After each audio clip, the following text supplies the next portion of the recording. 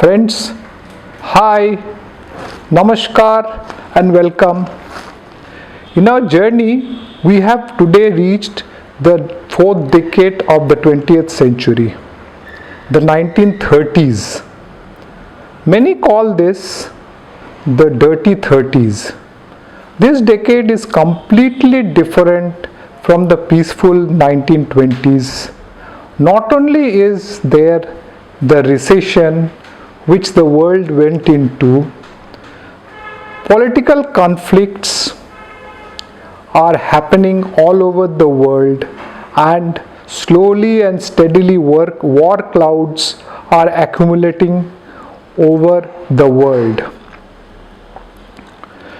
Due to the economic breakdown and poverty, liberal democracies have taken a back seat in many of the countries, and now many countries are being ruled by dictators. This is particularly true in Latin America as well as in Europe.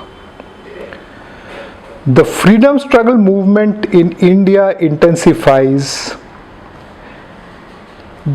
Japanese empire in the far eastern part of Asia is looking to increase their influence in the Pacific region. The Soviet Union has consolidated their position, and they have made tremendous progress in the field of science and technology, but at the same time they are also looking to increase their influences. But the major changes have happened in Europe. Germany has become powerful again under the leadership of Adolf Hitler and his Nazi party, and he has taken over as the Chancellor of Germany in 1933. The fascist ruler Benito Mussolini is also in the lookout for increasing his colonies. Spain goes through a 3-year-long civil war, and the war clouds accumulate over Europe, and there is indication of war in the air. The events reach such a stage when people feel when the war would start and not if the war would start. Somehow they are not disappointed as Second World War breaks out in September 1939. USA gets their longest serving president Franklin Roosevelt, who wins his first election in the early 1930s. This decade also sees the complete failure of the League of Nations, as they are unable to stop any of the conflicts that take place in the world. With this sort of a background, let us examine the world events. But before we start, I would like to say that since events are many, I have broken up this decade into two parts. Today, in part 1, we are going to talk about the events accepting the rise of Germany. That will form part 2. So let us sit back and relax while I talk about the events of the decade. Let me start with India. In the 1930s, the freedom struggle movement has intensified in our country. But here what we find is that there are two distinct areas in which the freedom movement is happening. While Mahatma Gandhi pushes on with his peaceful non-cooperation movement, the armed revolutionaries who feel that the Indian freedom would not come without armed struggle are also active. Gandhiji starts a civil disobedience movement in 1930. His aim, full Swaraj, as well as a protest against the regressive Salt Act. This is known in history as the Dandi Salt March. This movement is immensely successful. In 1930, in the eastern part of India, in Bengal, the armed revolutionaries are very active.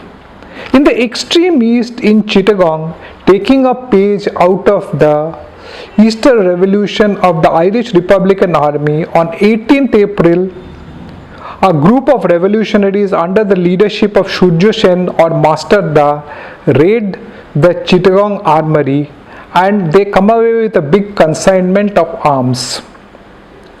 In the aftermath, 4 days later, there is a pitched gun battle in a hill near Chittagong called Jalalabad Hill, and in that gun battle, 12 revolutionaries are martyred. The police party lose 80 men. But somehow, leader Mastadda is able to escape.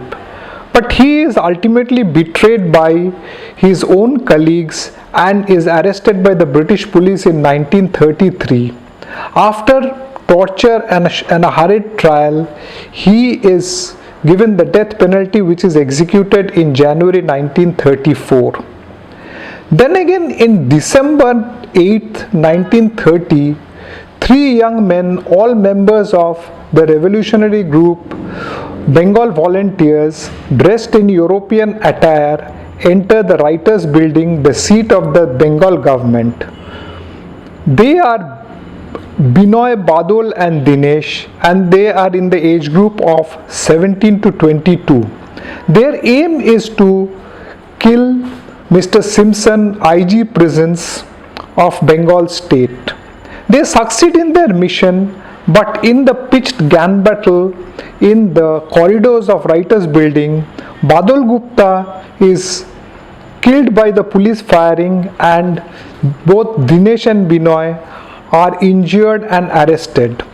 Binoy succumbs to his wounds after a few days, but Dinesh recovers only to be tried and hanged a few years later.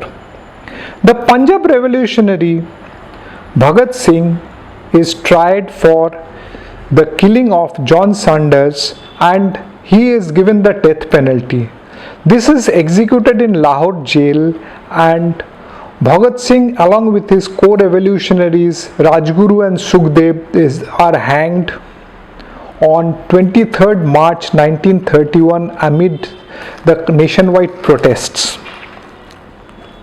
Now let us go and see what is happening with our eastern neighbors. The Japanese Empire in 1931 attacked China while the Chinese are busy with their ongoing civil war between the communists and Kuomintangs. The Japanese are able to annex Manchuria province, which is a mineral-rich area. Emboldened by this, they actually attacked China again in 1937. The first invasion by Japan is known as the First Sino-Japanese War, while the second invasion is known as the Second Sino-Chinese War. This time, the Civil War participants call for a truce and unitedly fight the Japanese, but this is going to be a long drawn battle, and it will end only in 1945 with the end of the Second World War. In the Middle East, in 1932 is born the Kingdom of Saudi Arabia. Moving on from Asia, we see what is happening in Europe. The Italians have annexed Somaliland in Northeast Africa, and again in 1935 they attack the Kingdom of Abyssinia in the Northern Africa. Abyssinia, as Ethiopia it was then called, retaliates, but they are no match for the superior Italians, and after 2 years in 1937 they surrender, and the Italians along with Somaliland form what was known as Italian East Africa. In Spain in 1936, The Republicans win the election, but they are unable to form the government as the monarchists, under the leadership of General Francisco Franco, engage them in a civil war. The Republicans have their headquarters in Barcelona, while the monarchists are stationed in Madrid as their headquarters. This civil war rages on for 3 years, and both the Soviets and the Germans support the two parties with men and material. The Germans support the monarchists, while the Soviet Union support the Republicans. Particularly for the Germans, this is a trial for the soon to commence Second World War. Ultimately, after the 3-year long civil war, the monarchists under Franco emerge victorious, and Franco rules Spain from 1939 to 1975 as the country's dictator. Moving on and crossing the Atlantic, we come to the United States. The once rich United States is now submerged in poverty, and there are breadlines all over the country. This continues till 1932, and in the 1932 December election, Franklin D. Roosevelt wins the elections for the first time. He takes charge in January 1933, and he brings in a scheme, various welfare measures under the heading New Deal. These spendings and the fact that the world was soon to participate in the Second World War increased the spending, and slowly America comes out of the recession. As the world enters into the Second World War, which was declared in September 1939, and the decade draws to the close, so does my program. How the Germans became powerful and how they led the world into the Second World War is going to be the story of the next time. So till then, bye, namaste, and see you then. And before I go, just a reminder to you all for the COVID vaccine.